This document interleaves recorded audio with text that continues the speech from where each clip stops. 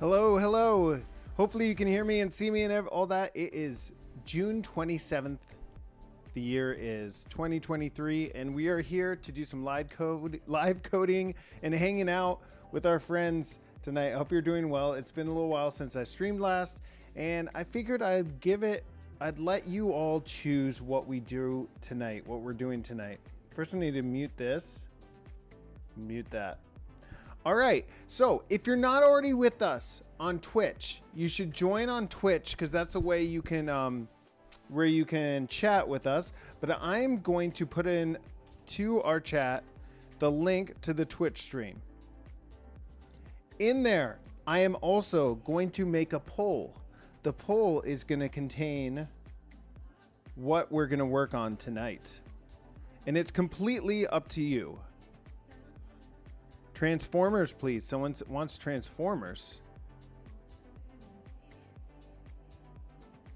Let me know also if the sound is okay and everything. Video producer. No, I need to go into channel moderator. How's everyone's week going so far? Hi, good morning from Vietnam. Welcome, Duck NH. Welcome to the stream. I hope you're doing well. I'm going to go ahead and switch this up to here. We don't need to see this nonsense. I'll just put this over here. This is my camera working, and we are going to go ahead and take this over here for a second. Too much. Over here, and we're going to make a poll. What should we work on tonight? New poll. I want you all to decide what to work on tonight. We could look a little bit more into H2O GPT. We could test it out a little bit more on my local machine. I have a video that I've put together that I want to come out tomorrow, hopefully, where I am testing H2O GPT and showing you how to install it on your own machine. We could also just look into Langchain. I'm a little bit interested in Langchain, but I'm completely new to it. So I'd love to maybe check that out on stream and get to know stuff. We could just do something totally different. We could just like create our own data set. Any experience with Mojo? No, hasn't Mojo just come out? I have no experience with it. I listened to a podcast of the Mojo creator, Matthew, but that's about it. Any idea how to approach Higgs ML challenge? I don't know what the Higgs ML challenge is either. Good night from Colombia. Oh, good night. Thanks for watching. Is that a new Kaggle competition? Wait, this is one from 9 years ago. I don't think this is the Higgs challenge you're talking about, right? Okay, so any other ideas of what we could create our own data set? Test out. Just do some data wrangling. We can get a data set that we already have on Kaggle or maybe something like that. We can do some data wrangling. So this is up to you guys. We have, guys and gals, we have 5 minutes on the clock. I'm going to go ahead and start this poll, and we're going to view the results as it's going on. If you're not already in Twitch, you should be joining us in the Twitch chat where you can do that. Vectorize something. What does that mean? Just vectorize something? Let's take some code and vectorize it. Look at all these tabs I've opened. I need to chill out on all these tabs. Too many tabs for one man. We got Langchain, H2O GPT in. Tied for first. I'm going to go ahead and put this on here. Would you recommend some good data science projects for a final year project? Yash, you got to tell me what you're interested in. It all depends on what you are excited about and what you're interested in. You got to give me something to start with, and then we can talk from there, because I'm sure from there we can find some really cool stuff that you might want to work on. I mean, maybe that could be a data set that we could look into. Okay, 3 people have voted. Come on, join us over on Twitch and vote. All you have to do is click this link here. For you, it's going to look a little bit different, and then you got to vote. I don't know how you vote. Where's the voting? Is it in the chat? I loaded this up like it was easy. Okay, expand the chat, and then what are we working on here? And then you get to choose. So Langchain, I'm going to give it a vote just to add my opinion in here. But it looks like H2O GPT, Langchain, those are all tied. While this is going on, oh, this maybe isn't reloading. While this is going on, I do want to show you guys something. I think it's gpt.h2o.ai. It's pretty cool. They just modified this version of H2O GPT. So now you can ask a single question. I'm going to put this link into the chat.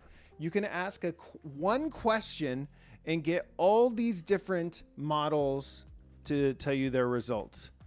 So it's kind of cool. This, okay, so we have the Falcon 7 billion parameter model. Now the Falcon 7 billion parameter model was actually trained on more data than the 40 billion parameter model. Because if you think about it, the bigger the model, the longer it takes to train, right? So, so it's kind of, but for a lot of things, I mean, it kind of depends what you're asking it, what it responds better with, but more complex things, I think the 40 billion parameter model work well. If you guys don't know about the Falcon models, these LLM models were released completely open sourced, and then H2O and other people have gone in and fine-tuned them. I think the H2O ones are the best, but that's what these models are here. Then this MPT 30 billion model came out that's supposed to be pretty good.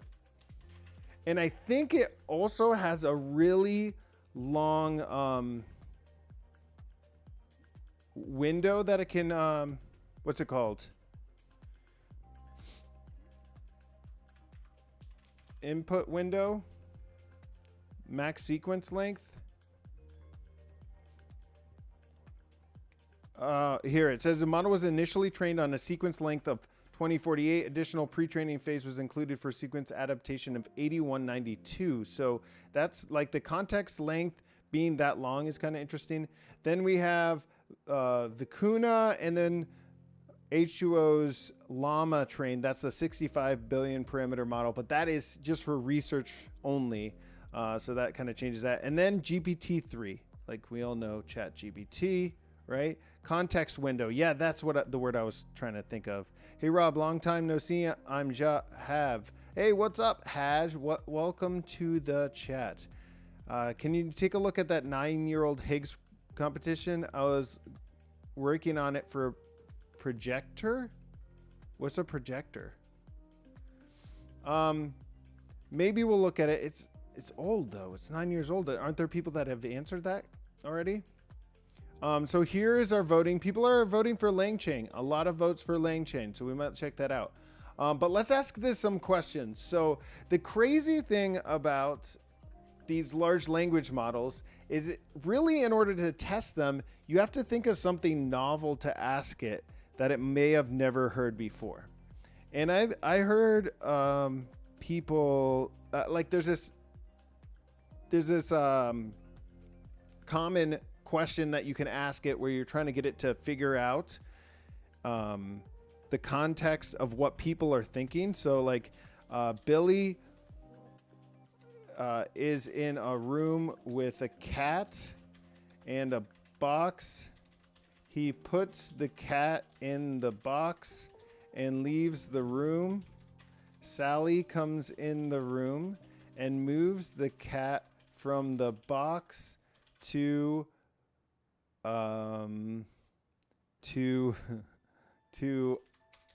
under a sheet. When Billy returns, where does he think the cat is? I don't know if I'm even phrasing that right.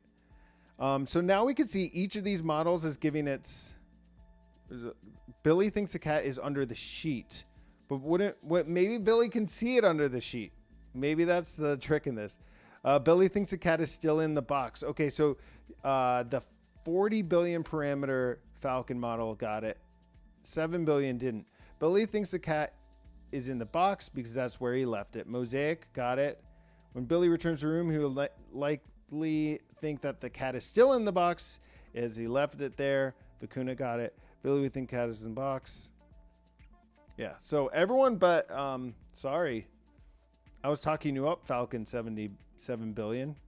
You didn't know it. Other questions we can ask it are like, what is the tallest building in South Carolina? Just be specific about it. This is just like a simple lookup. Columbia Tower. A Bank of America Corporate Center. Yeah, what's up with MPT instruct being so short and sweet?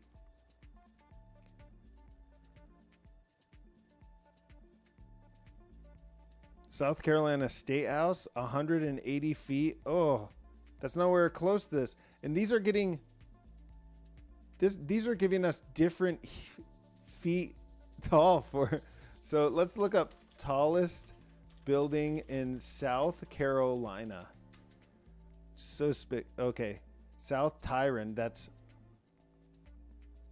786 feet. All these are wrong. Even GPT-3.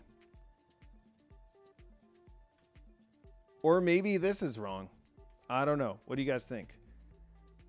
All right, so we are going to go into the voting, and we see that Langchain has won.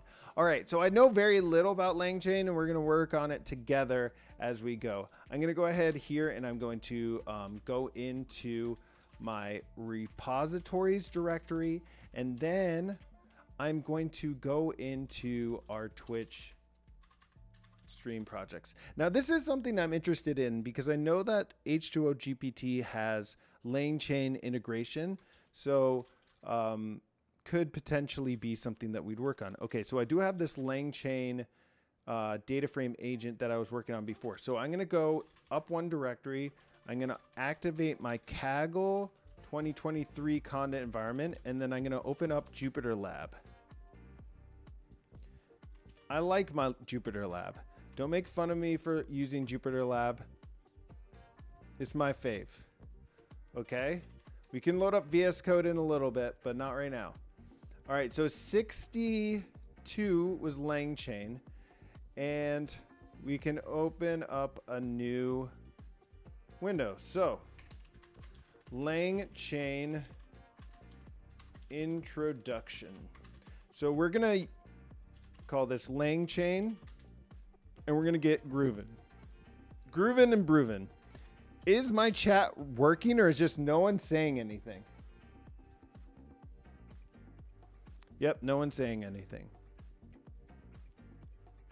That's okay, I'm having a good time. Okay, so I'm gonna, in this other window here,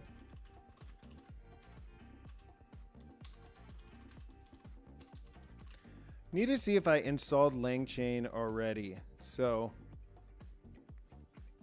we're gonna go to the Langchain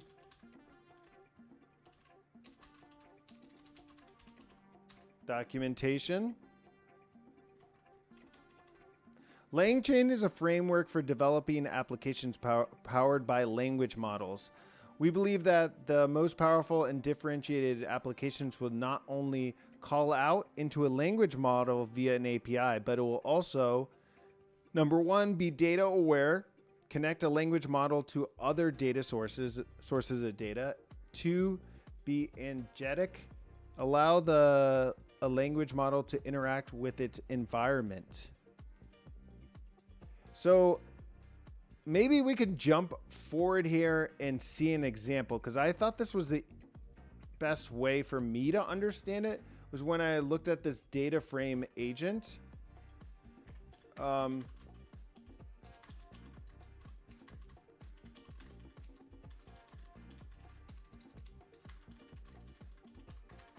right, so it's cool because you can like they're trying to make these agents where you can write Python code, or you can tell it to write certain code, but then it actually calls an interpreter and tries to do it, and the response is kind of, it'll try a few loops of testing to see if that code works or not. So it's like using a large language model. It's almost like taking Copilot to the next level, where you're actually using that output and seeing what it is. Do you know how to make markup cells have a different font? I have sans serif font because I never have the eyes and, oh, you hate sans serif. I don't know how to. But we could probably, I know you can do all the HTML stuff and it gets kind of, let's see if we can do this. Since you're the only one, messaging here on the chat, I'm going to see if this works for you. I am in love. Okay, so I hate that you have to write HTML stuff to get this to work, like CSS formatting, but you can do this. You can do the different font. You have to create this span with a style and then give it the font family and the font size, but then it does work. I'm not going to write this every time I write Markdown though. But in case you really want to. Hey Rob, do you still feel in 2023 a master's can open doors to start a career in data science engineering, or would you invest in other things to stand out? I think it depends where you're getting your master's degree from.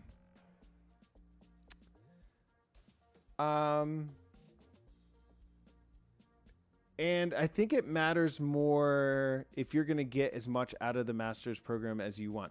Like for me, that my master's program was more about connecting with other people who were excited about working on the same stuff that I was, or learning about data science.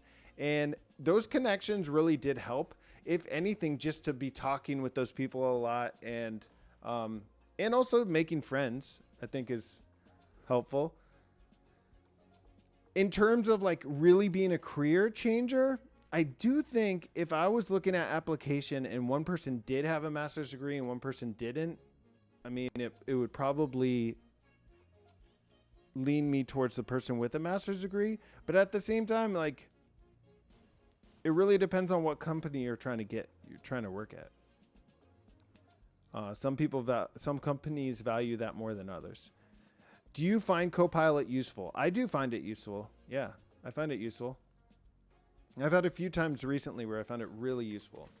Let's load this extension, Lab Black. I like this one because it'll auto format our code. So this is just downloading this Titanic data set. So we have the Titanic data set in here as a data frame. I bring this up every time that the Titanic data set is mentioned, but I did have a great uncle. I think my grandfather's brother, maybe his cousin, died on the Titanic. So just throwing that out there. I am cool. If you weren't sure if I was cool, now you know that my grandfather's died on the Titanic. I started in Georgia Tech, but not feeling I'm getting the environment feeling. Knowledge-wise, I'm learning more in diverse content online. Yeah, the Georgia Tech program, I've heard a lot of good things from. So really, in life, you have to make your own decisions, though. So you might need to take my advice, a bunch of other people's advice, and then do what's best for you. That's really the only way you can do it. All right, so we have this Pandas data frame, right? And let's say we wanted to do something like, let's ask a question. If we wanted to, what's the average age of men who survived. Yeah, let's just ask that question, right? If we were going to do it here, I know we would write this pandas code. That's df query survived equals 1, which is like, why isn't that a Boolean? Why isn't this column survived a Boolean true false? It really should be like this, like true false, but okay. We know that it's 1 zeros here, so we're going to filter to 1. And sex equals male. And I need a single quotes, right? So these are all the men who survived. We also have a lot of missing ages.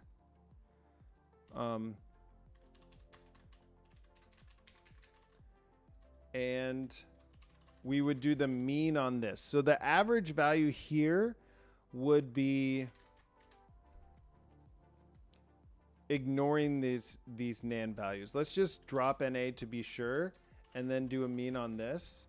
Yeah, so it's 27 is the average age. And I guess we can't really do anything about the ages that we don't know. All right, so that's how we would do it here. So, but we are going to create an LLM agent that will do this for us. All right. So we can do this by using chat OpenAI. So OpenAI's endpoint. But hopefully, eventually, we would switch this out for maybe a custom trained model that's trained specifically to work. Group by sex into ag. Yeah, you could do that too. Ag. But we're going to create this agent. And if we look at the Langchain,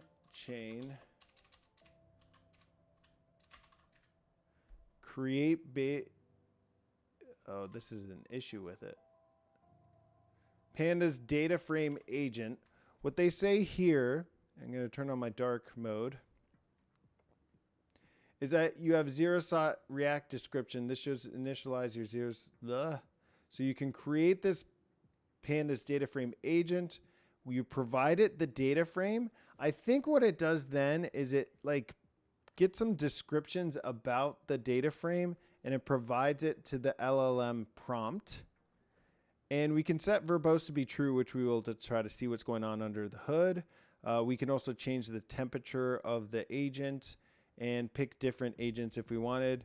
And then we call on the agent by saying .run, and it should be able to loop through and ask the LLM over and over again till it solves our problem, right? So let's go ahead and create this agent. Does that all make sense to you guys? Hey, Medallion Sound, ever use polars? Seems faster than pandas on certain aspects. Hey, check. That's a great question. Woothard. If you go to my YouTube, which is YouTube Rob Mulla, here, you will see I have a whole video on it. I have a whole video on pandas, Spark, and polars. I also have a whole video on just specifically polars here that you can watch. So yeah, definitely subscribe to my YouTube channel. You might see some videos on it. Yes, polars is great. I don't use it nearly as much as I should just because I'm not really needing to write the fastest code as much as just writing the code that works.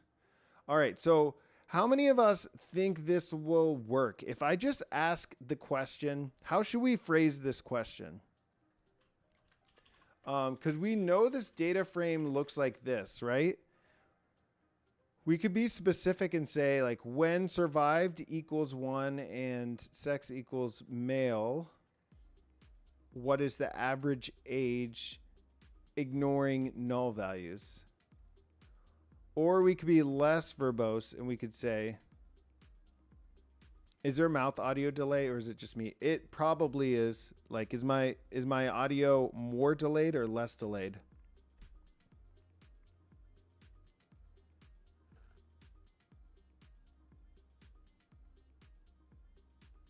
So I can make it more.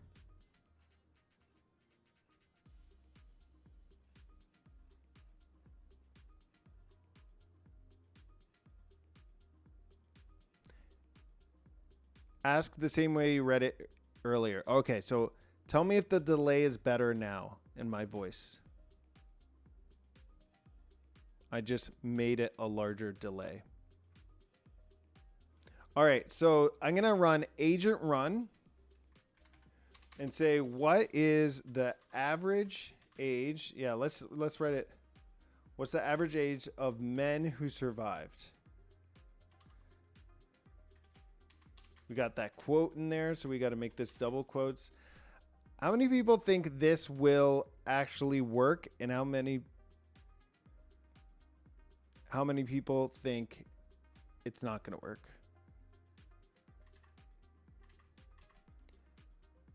In chat, anyone?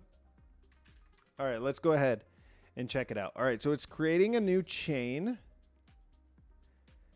Invoking Python REPL asked with df. Okay, so this is what it got. df survived equal 1. Age, df male. Hey, look, it worked. The average age of men who survived is approximately 27.28 years. When we ran it here, that's the answer, 27.28. So it was able to answer that just straight from our data frame. Pretty good, right? Pretty nice. All right, let's make it a little bit harder. Let's make it a little harder. I'm surprised that the thing is, it's also the Titanic data set. So we have to remember that this model may have been trained on this exact question. Like it might have already seen it on this exact same data set. So it already knows that survived equals 1 and that the gender column is in this column named sex. But let's give it the benefit of the doubt and give it a little bit harder stuff. So, what was the fair? Okay, let's do the difference between two groups. The difference between two groups would be what is the difference in fare paid by passengers who survived and passengers who didn't? Also break down, well, I don't want to make it too complicated. So now we're asking for the answer that's kind of like two different things, right? We're not necessarily passengers. Oh yeah, I spelled it wrong. Not surprising.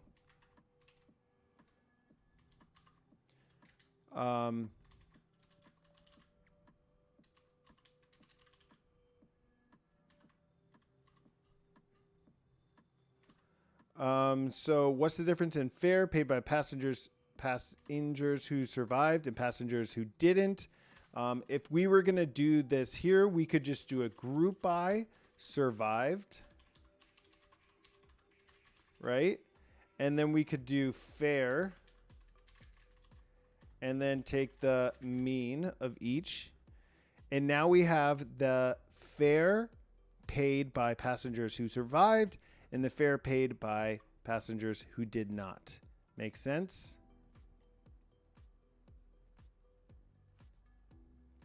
So we could do that pretty easily ourselves. Let me delete all this stuff. All right. Let's have our agent do this. And I guess if we wanted to find the difference, so we're asking for the difference. So that would be this. I don't know. I guess we could do like this minus this would actually be the difference in fair. Would that be right?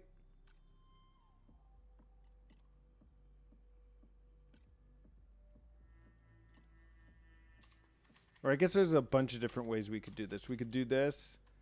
Mean, unstack. Or we could do a diff. Yeah, diff would work.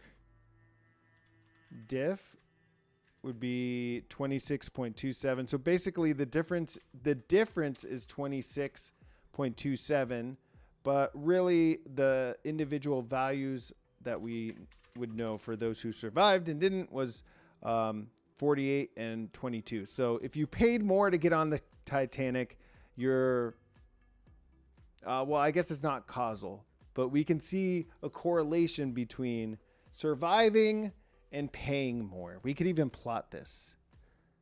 How to get the dark mode in Jupyter Notebooks. Samir, watch my whole video on my setup. I also have a whole YouTube video on Jupyter. So this one on Jupyter Notebook, I tell you how to do it. I also explain how to do it in this video, the data science setup. It kind of explains the coding setup that I use. All right, so can we see if the agent is able to get this answer? Oh my goodness. Oh my goodness. It wrote almost the exact same code that I wrote. It wrote almost the exact same code I wrote. And it took it another step. The average fare paid by passengers who did not survive is 22.12, while the average fare paid by passengers who survived is 40.40. Yeah, that's right. Therefore, the difference in the fare passengers is 26.28. That's good. Could you ask it to command show? Ask it to command to show the data frame with background gradient on fare. I don't know if it's going to be able to do that because it's just taking the data frame in and then giving us a text as the output. Like the output of this agent running is just the text response. So I can't imagine. Now before we start getting our minds blown about this, let's be skeptical here.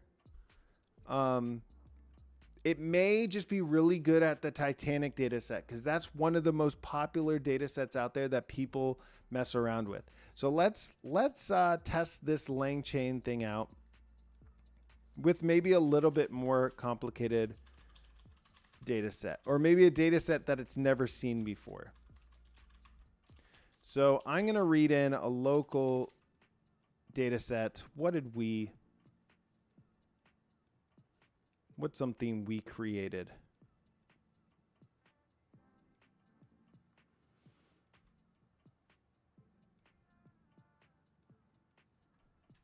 We created this. Oh, this is CSV. Read CSV. So we created this data set ourselves on stream, I don't know, a year ago. And it has all the different, I think it's the top 50 or so baby names per year. So like if let's just call this DF to make it simple. And then query where year equals 2021 and sex equals F, sort values by count, and let's do ascending equals false, and let's do a head. So as an example,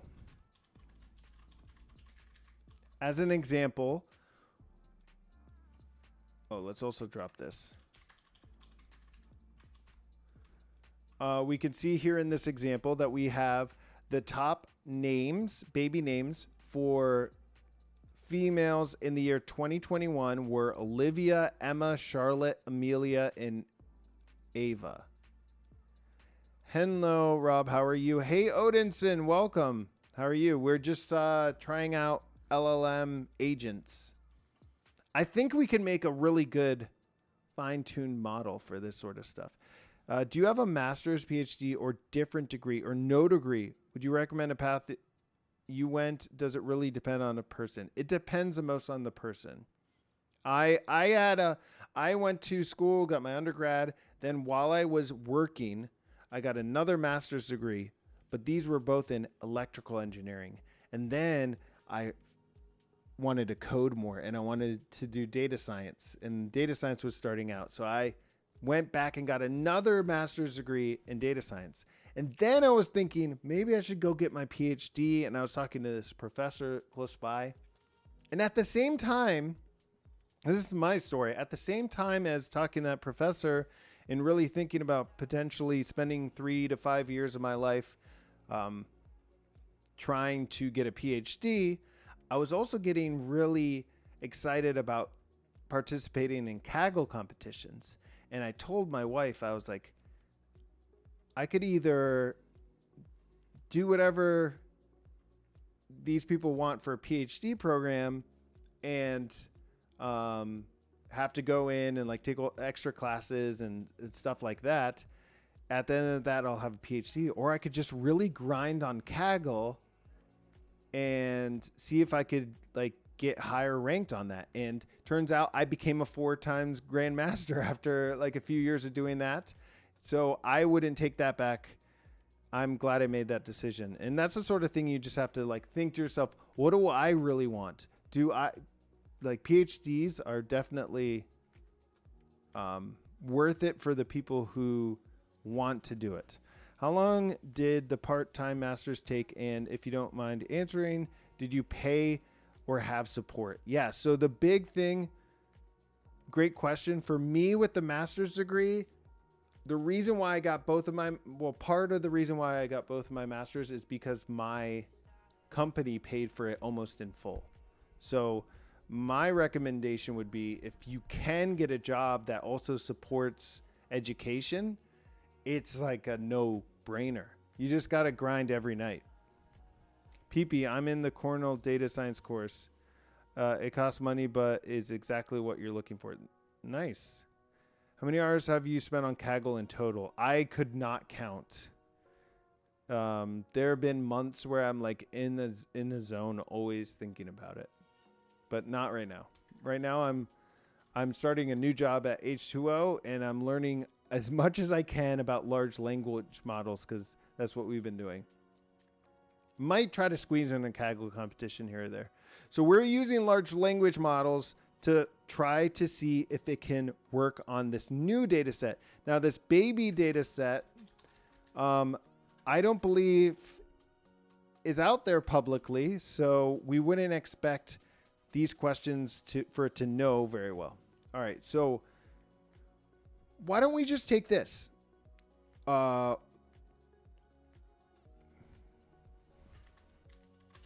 Baby names, and our question is, what were the top 5 female names in the year 2021? I'm going to be surprised if it can answer this one. So we're going to have to create a new agent from a data frame. Again, using GPT-3. I guess we could switch this, see if it's any better with other ones. We're providing our data frame and we're making this verbose so we can see the result. And we're going to run this question. What were the top 5 female names in the year 2021? Let's see what our agent's going to come up with. Oh! Booyah! It's done. Okay. Now I'm pretty impressed, right? Because it's doing it. No problem, Steve. Happy to answer. Where can I get lectures on large language models? There's a lot on YouTube. I think only on YouTube, basically. We're trying to make content about it. The top 5 female names in the year 2021 are Olivia, with this many occurrences. Emma, wow, that's good. Let's try to, so far it hasn't failed at anything. What could we ask it that might stump it?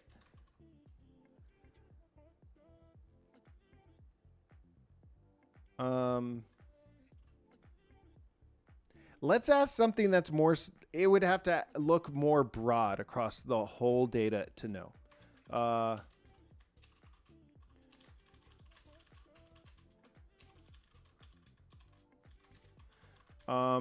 So let's look at this. Let's query where sex equals M. And we'll set our index to year. No, wait. We'll group by year. And we're going to sort values by the count. Ascending equals false. Maybe I'll have to do this first. And then we're going to take just the first. So this should be the top name of every year, right? And then we're going to plot, and then we're going to take the count and just plot it.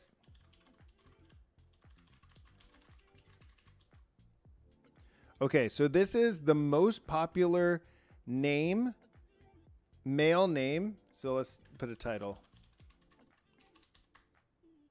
Count of most popular male name by year. Hey, Xcode just subscribed. Xcode, thank you for subscribing. Because of you subscribing, we're going to go ahead and spin the wheel. Let's go ahead and do this. I haven't done this in a while.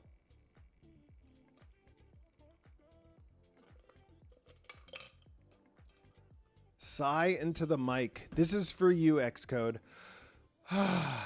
Thanks for watching. Thanks for subscribing. I appreciate it. Let's go. That's right. I've had ChatGPT build regression trees from scratch with all sorts of constraints, the other complex thing, and it's always produced ridiculous. Yeah, it's pretty impressive. I've found that, like, you still need to think. You need to think a little bit.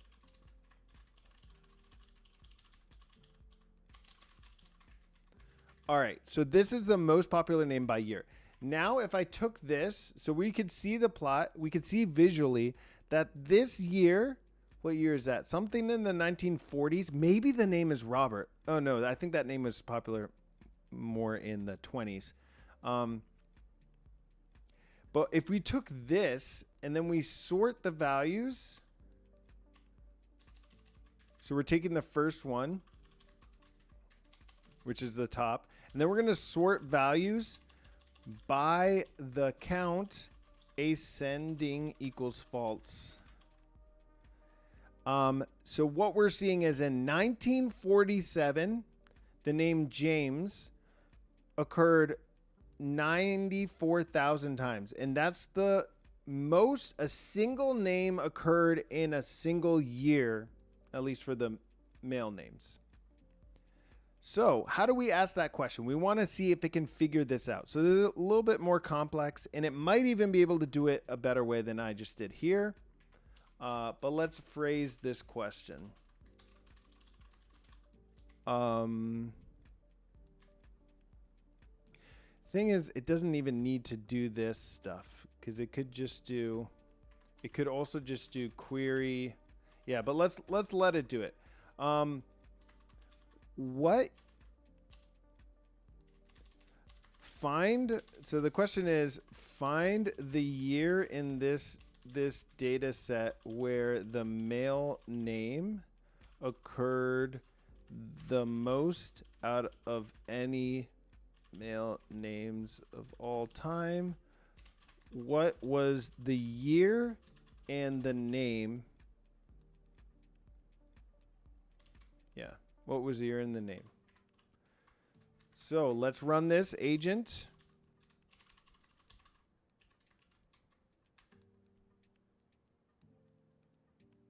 think this should work. Entering a new chain. Is it going to go 0 shot again? No shot. Hello from Brazil. What up? C'est la vie.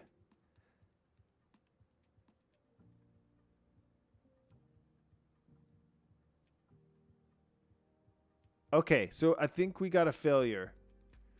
I think we got a failure because I don't know if it was able to parse it out. So the answer that it gave, to find the year where the male name occurred the most at any male time, you can group the data find by year in sex columns, sum the count column for each group, and then find the maximum count. Finally, we can find the data frame to get a row with the maximum count and retrieve the year and name.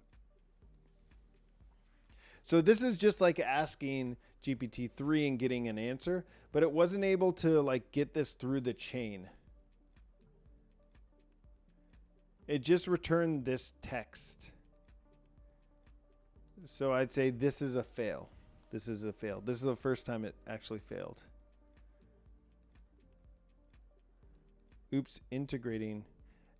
MSFT is doing some super cool stuff with Fabric in its Power Platform. Ooh.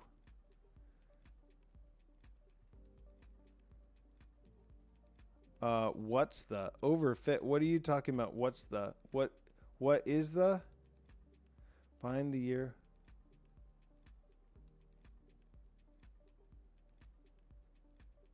Maybe I need to ask as more direct question.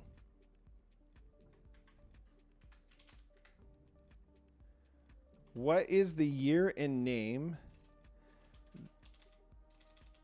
for a male in that occurred the most in a single year? I mean, that's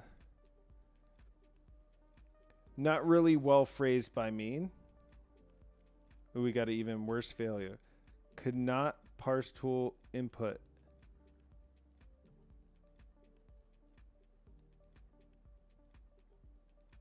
Oh, okay, so it even failed just straight up. Let's try it again. Like most things with large language models, if you just try it a bunch of times, you might get lucky. All right, so that's not working. What is the year and name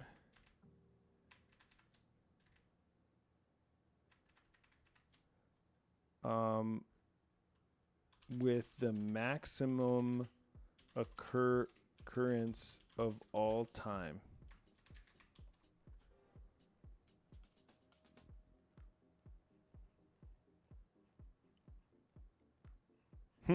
It's completely failing now. I'm just going to restart just to make sure it's not an issue with the kernel messing up. Reload these in. Load in our names data set. See if it can answer this question. And it answered that. See if it can answer this question.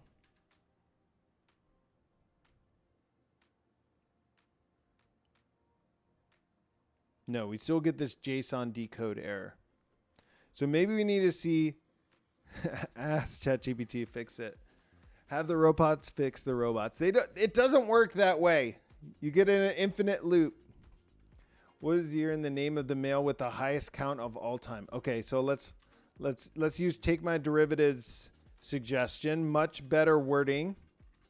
Oh, if this would let me just copy, please let me copy. Paste this in here.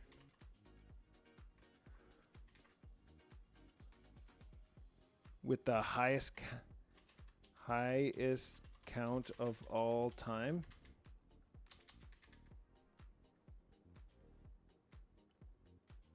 Still a JSON decoding error. You can see that it wants this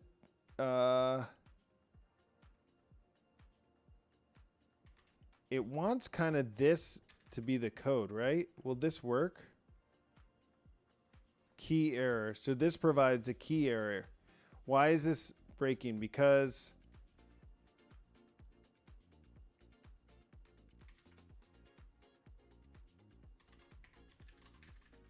that's the location of the max. Yeah, I don't think it can be done this way.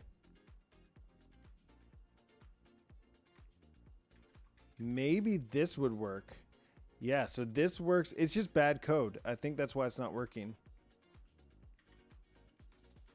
I think this needs to be in here. Yeah, there, that would work. So this code works. What they provided doesn't work. And I don't know that if that's the reason for the error, but it might be.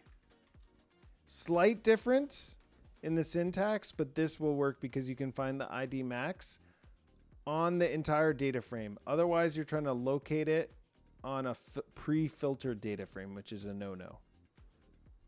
No-no. What way is faster? What do you mean? Asking the bot or just knowing how to do it? If you know how to do this, then it's much faster just to write the code. For me, at least. Oh, the actual function call. What versus what? What are we comparing the speed to?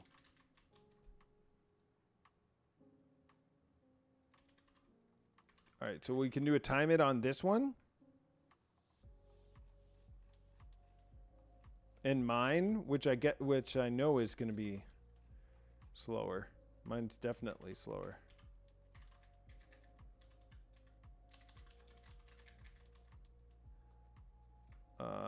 Mine would just be like ahead of 1.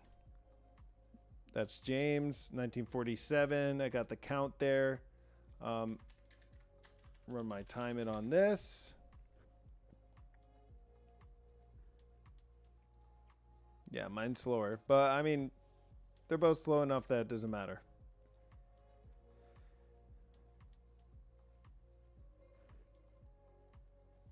Yeah, I wouldn't write it this way for speed, definitely. But, I mean, it was close. It was close. So let's try to see what's happening under the hood here with Langchain.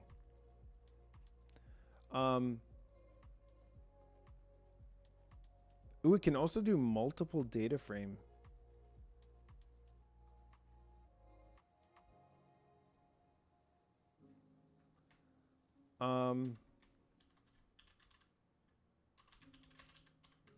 So let's look at the GitHub repo. I think, so what would be interesting too is just like how in this H2O GPT, which I was showing you guys earlier, where we can run and we can test how well it does on different models. Like, let's ask this question in this and see how H2O GPT does. Because H2O GPT is meant to be like a human agent question answering sort of thing, not necessarily fine-tuned for coding.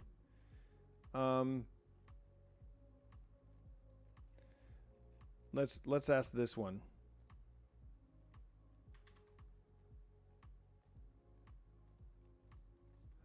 I have a pandas data frame with name popularity by year. Columns are, hey, let's put the dark mode on. Columns are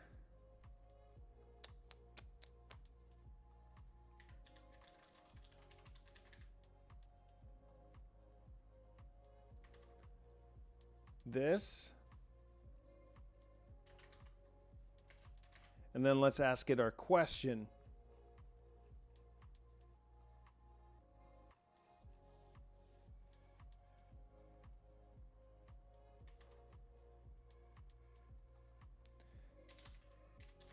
Create code to find what were the top female names of year 2021.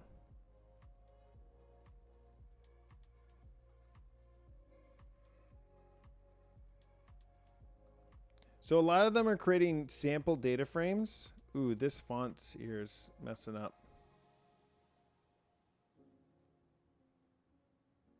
But this looks right. Ooh, what is Vicuna doing? I need to definitely turn this off here.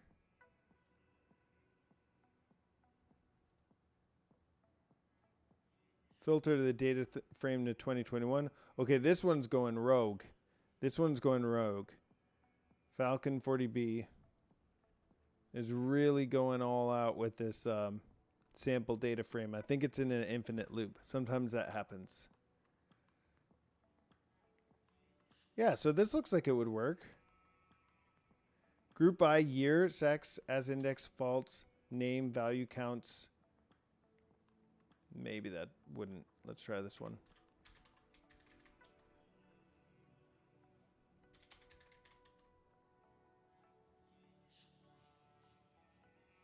Yeah, I mean, you can't do that.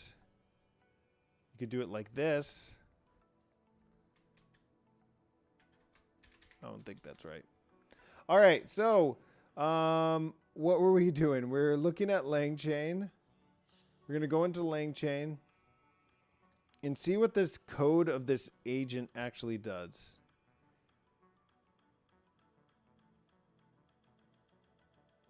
Create Pandas Dataframe agent.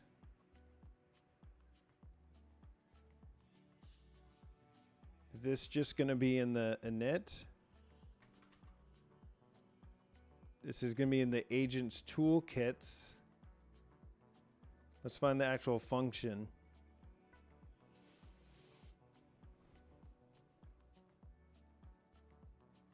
All right, so if agent type is 0-shot React description, which I think that's what we set it to, right?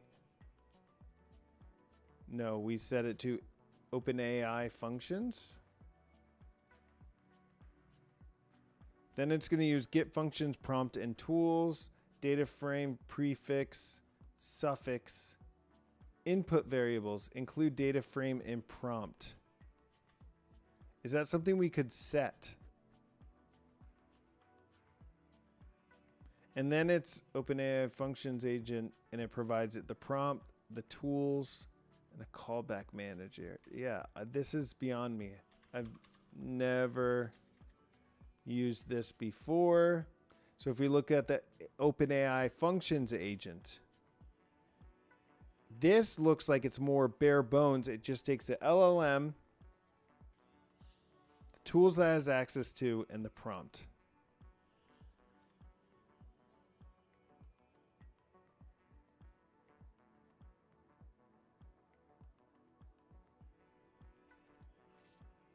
I don't know. What do you guys think? I don't know if we've learned anything about Langchain. I just joined. Can you quickly tell me what you're doing? We're using Langchain agents to analyze our Pandas data frames automatically just using text. So trying to figure out exactly how this works, but maybe we need to jump just basic introduction to Langchain to understand that.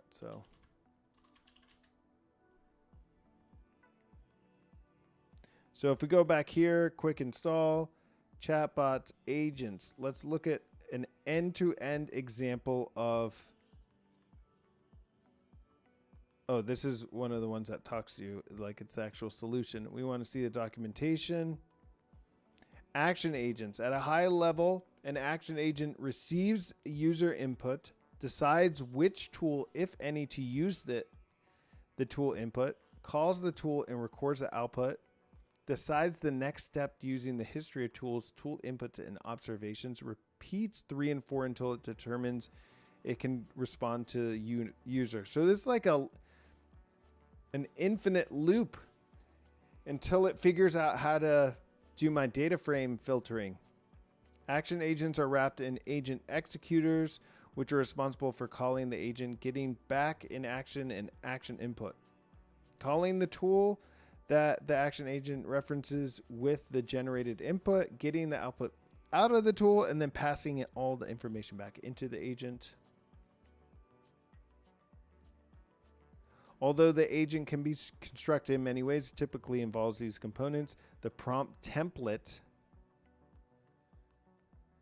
the language model, and the output parser. So did this have, did this one have a template?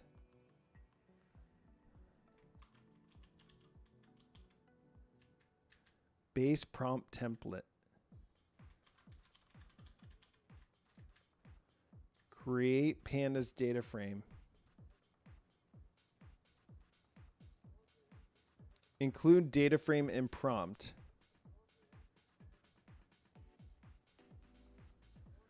So I want to see what it does, like.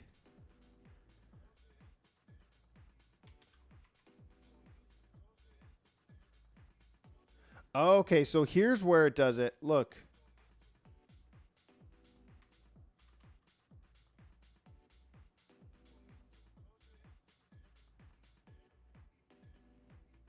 It's definitely running a head command on the data frame and then converting it to markdown. So it's doing something like this and providing it to, even though that looks super ugly, it's doing something like this and then providing it to the model when it runs so that it can see, it should be smart enough to see the column names and some sample data. I don't know why it doesn't also do like info or describe, something like this. This might be more helpful too. Langchain that you are using is not running locally, right? Be careful using sensitive info. Can you do the same and run a local open source on CPU locally? Shorts, that's my plan eventually. And like I mentioned, I have a video that's going to come out on H2O GPT. But yeah, it's not running locally here. We're just hitting up the GPT endpoint. We're just trying to understand how Langchain works.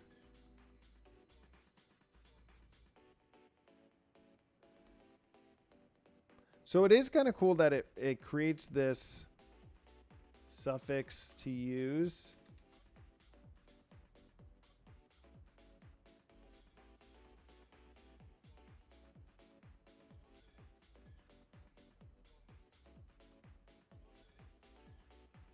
Okay, and then this is how it deals with the fact that if you have a multiple data frames, then it basically runs a head command to markdown for each data frame in the data frame. And then it adds that as the data frame's head.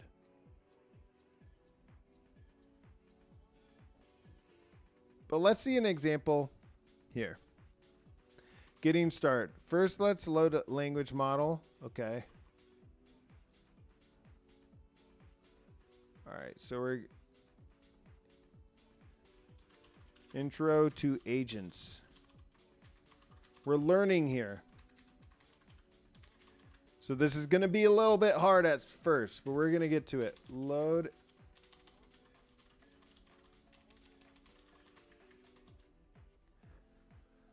All right. I'm feeling it.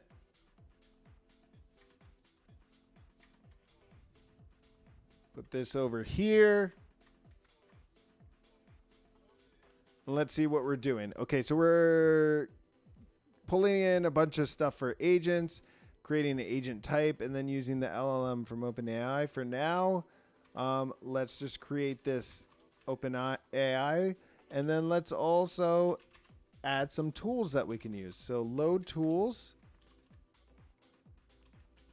Is there Poppy? What is this? And then LLM math. I don't know what these tools are. And we'll give it the LLM. Is this LLM?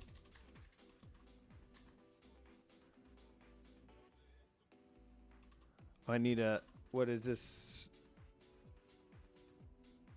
SERP API. I need an API key for this in order for that to work. So let's turn this off. Just use LLM math. Then let's initiate this agent with the tools, the language model, and the type of agent we want to use. Zero shot React description is what we want. Let's test it out. Who's Leonardo DiCaprio's girlfriend? What's her current age? Raised to the 0.43 power.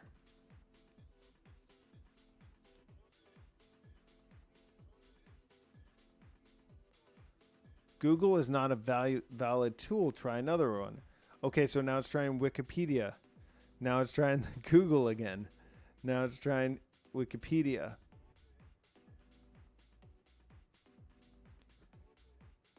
I think it needs this Sir Poppy.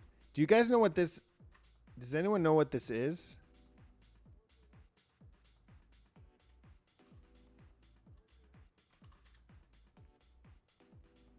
Search engine scraping agent. So let's sign up. Don't want you guys to see it.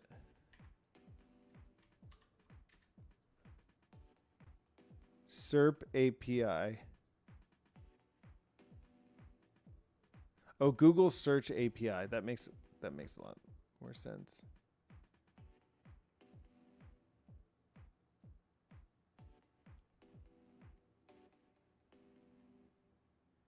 Sign in with Google. Free plan. Need to verify email. Confirming my email off screen.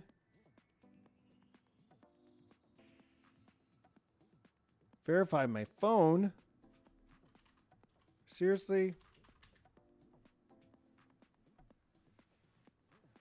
What? 6-digit code. Oh, my phone's out of battery, isn't it?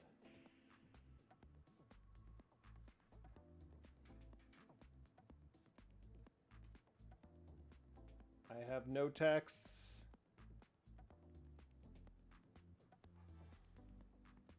Okay. This might be more trouble than it's worth. We can see what their examples shows. Sir Poppy, yeah. Data science versus software engineering. Whatever floats your boat. Audi. It's more about what you want from it. Agent. So this finished after it hit the time limit. So this math, okay, so I think what it's supposed to do is use the Google API to search this. Should be smart enough to do this.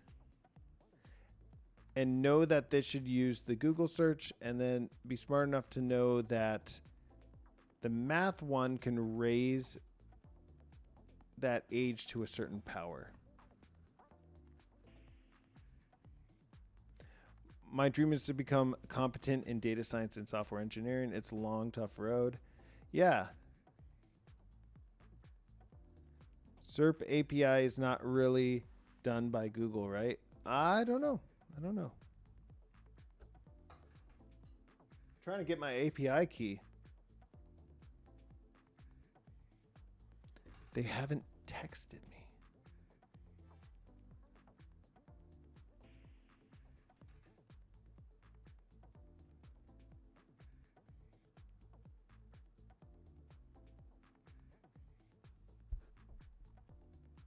Let's see what other agent tools that there are. Load tools. Langchain agent tools.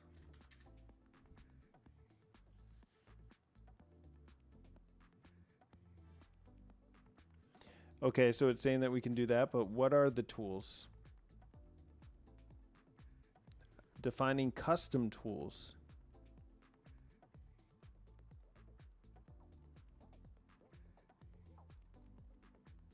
SERP API wrapper.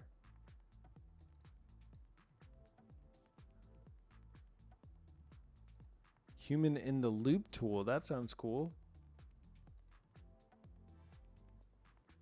Okay, so these are all the agents that exist, I think, already.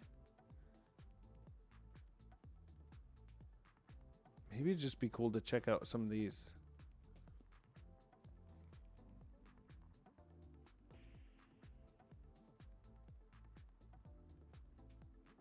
Oh, this is pretty cool. So let's just try to use the Python agent instead of starting from scratch.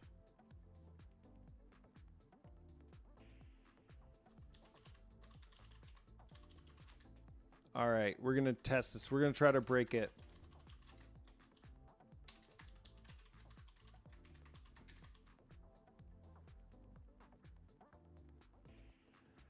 So they have just this Python create Python agent.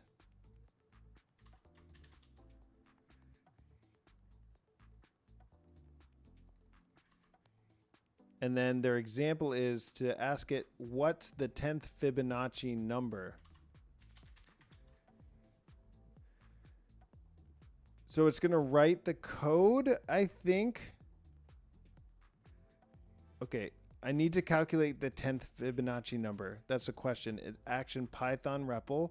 It returns this. And then print it. And then it knows to actually run this in Python, I believe. And then it'll tell us the 10th Fibonacci number.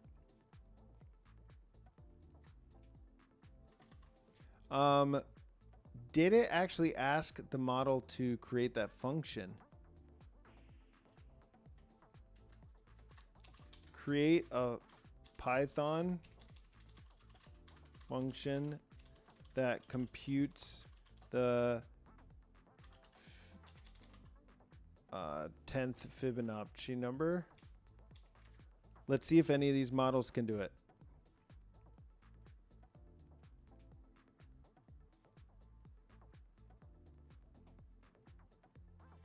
Yeah, so most of them know Fibonacci. So basically it's taking this function from the LLM, then it's running its own thing, knowing the answer is 55, and then forming that as text. What's another question we can ask? What's a Python question we can ask?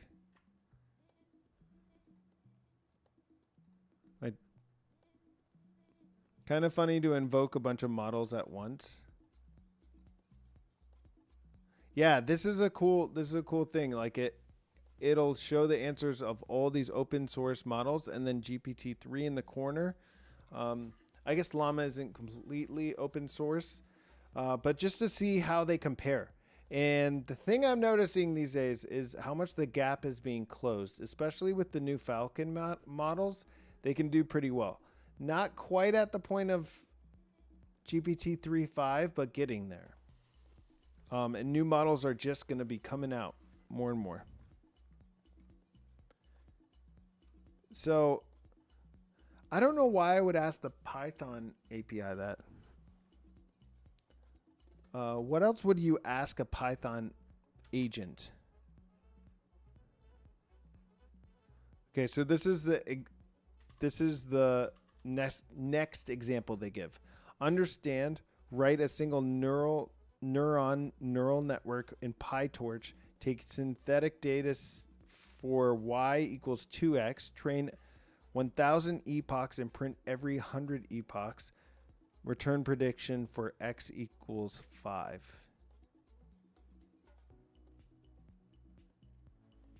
Okay, so is it actually going to execute this Python code?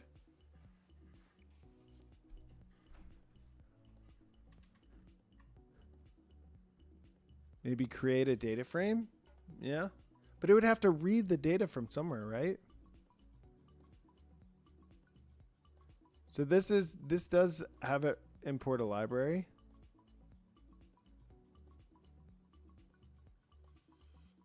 Okay.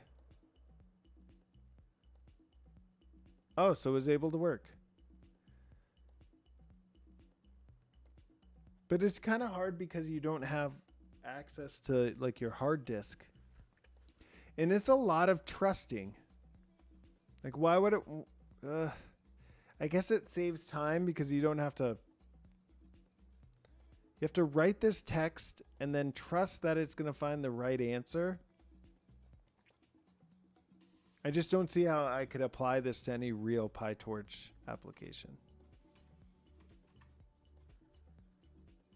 Would it create simple data on its own? All right, let's ask it that question. Create a random. Okay.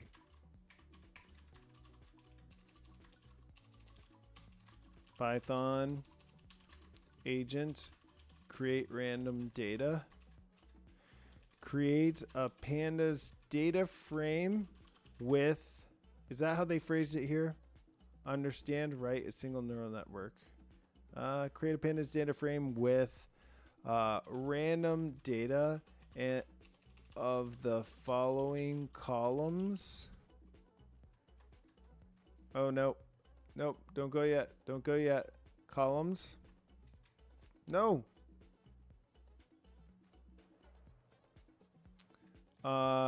Name, age, and height. Height and state. Make name a random sounding name. Age anything 0 to 100. And height anything 0 to 7 feet. And use NumPy random to randomly select from a normal distribution. I don't know. I'm just trying to add in NumPy. So it's like more of a Python question. Entering new chain.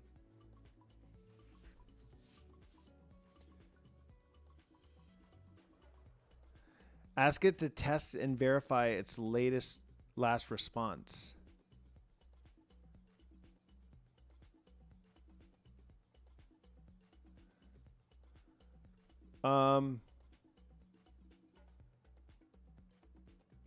Oh, weird. This almost got there.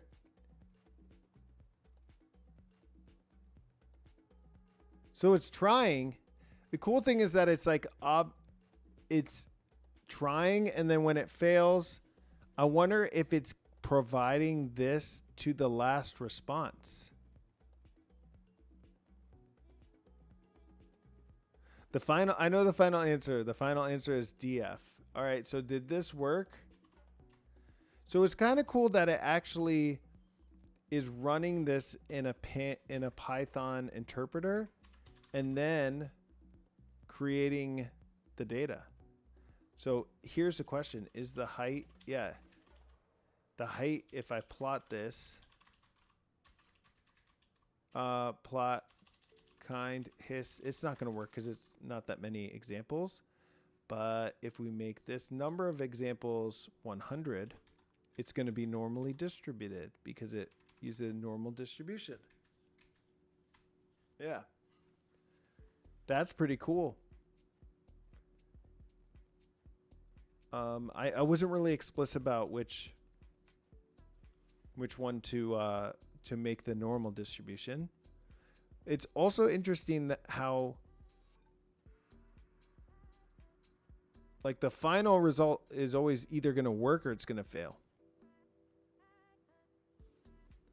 I don't know how to actually, it would be cool if it then threw you into an interpreter with this code having been run. But it's almost like the best thing to do at this point once you get the right answer is to copy and paste it. Yeah, I don't know. Cool. I think that a lot of cool stuff with Langchain. We learned about Langchain agents. We also tested out this Langchain data frame agent and the Python agent. And I could just imagine once we have fine-tuned models for specific tasks like that, the LLMs might even perform better. Although it was surprising how well they performed just on their own. I still don't see this as a huge time saver though. Because if you're really someone who works with data all day, maybe you're not the end user then. You're not the type of person that's going to be using this type of tool, but then I wouldn't trust you to answer any of these questions if you're just someone who's going to ask a LLM model. Who knows though? It seems like we get blown away with new technology every day. So I hope you guys enjoyed the stream. We can go ahead and what, should we raid someone else's channel on Twitch? Yeah, let's go ahead and do that. Thanks for following, all you people. Coding with Strangers is live, and we are going to raid him. He's a nice guy. Be nice to him. Here he is on his stream. So if you're with us on Twitch, don't leave. Hang around. Say hi to Coding with Strangers. If you're with us on YouTube, check us out on Twitch because that's the place to be. Here in the chat is my YouTube. You can also follow me on Twitter. I'm going to put that here.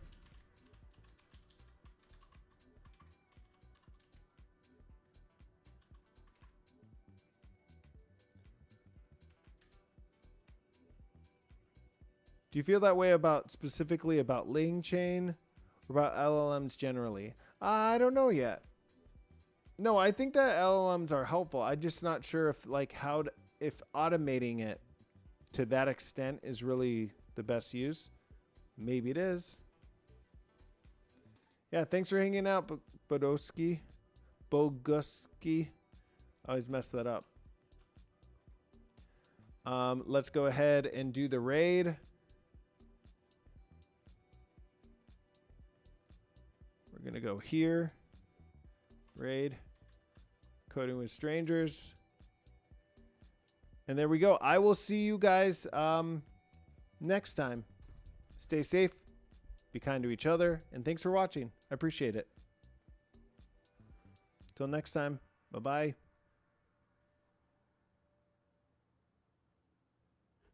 We raided. Okay.